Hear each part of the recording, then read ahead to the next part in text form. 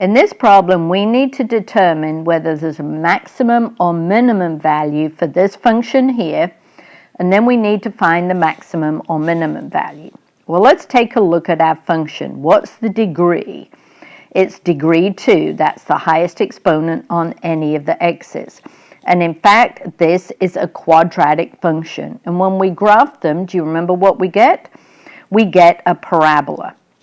And the thing that tells us whether the parabola is going to open up or down is the leading coefficient, the coefficient on the x squared. So remember, in this problem, a, the leading coefficient, is -2. If the leading coefficient is negative, it means I'm going to get a parabola that opens down like that. And this point here is going to be my vertex. So looking at this parabola that opens down, my vertex is going to be the maximum value because the function never gets higher than this point here. So I'm definitely going to have a maximum value for this function. And so the next thing we've got to do is find the maximum value. Well, the coordinates of the vertex, so two coordinates, there's an x and a y value. The maximum value comes from the y value of the vertex, but in order to find that, we have to find the x value first. And we're going to find that using the formula.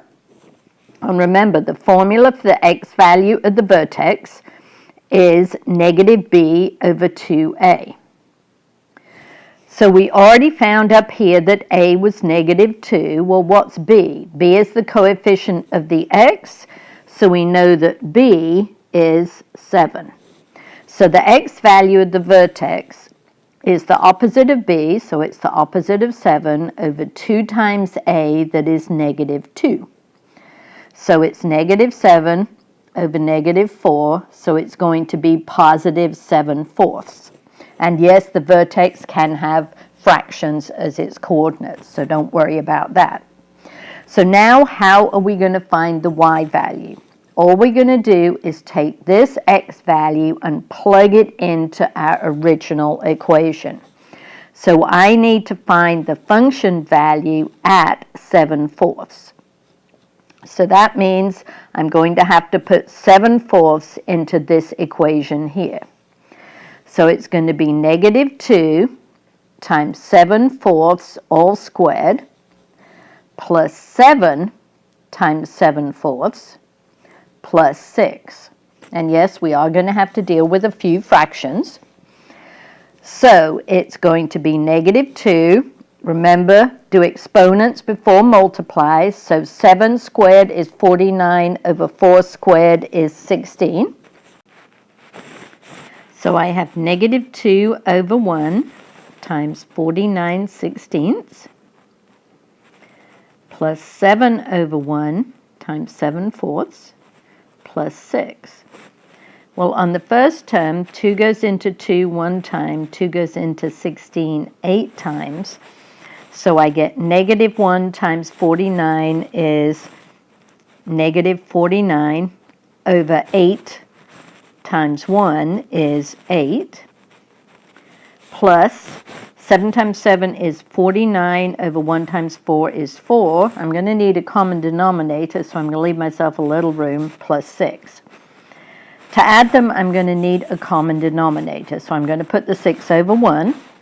And then what's the LCD of 8, 4, and 1? I think the smallest number that each of those divide into is 8. So the first term I'm happy with. It has a common denominator of 8. What do I have to multiply 4 by to get 8? I'm missing a 2. So I'm going to have to multiply by 2 over 2. Because remember, 2 over 2 is just 1. And then on the last term, what do I have to multiply 1 by to get my LCD of 8? I'm missing an 8, so I'm going to have to multiply by 8 over 8. Now, are all my denominators 8? 8, 4 times 2 is 8, and 8. So I have my common denominator of 8. And so I have -49 plus 49 times 2 is 98 plus 6 times 8 is 48. And now when I add those up, negative 49 plus 98 is 49. 49 plus 48 is 97, all divided by 8. And can't reduce that anymore, so that is going to be your maximum value of the function. So let's just check all our answers. Hopefully that one's there. If we look at the first one, maximum 97 over 8, that's what I've got. Let's double check the next one. That won't work because it's not a maximum. This is a maximum incorrect number, maximum incorrect value. So yes, the answer is A. So what is our answer to this problem? It is A.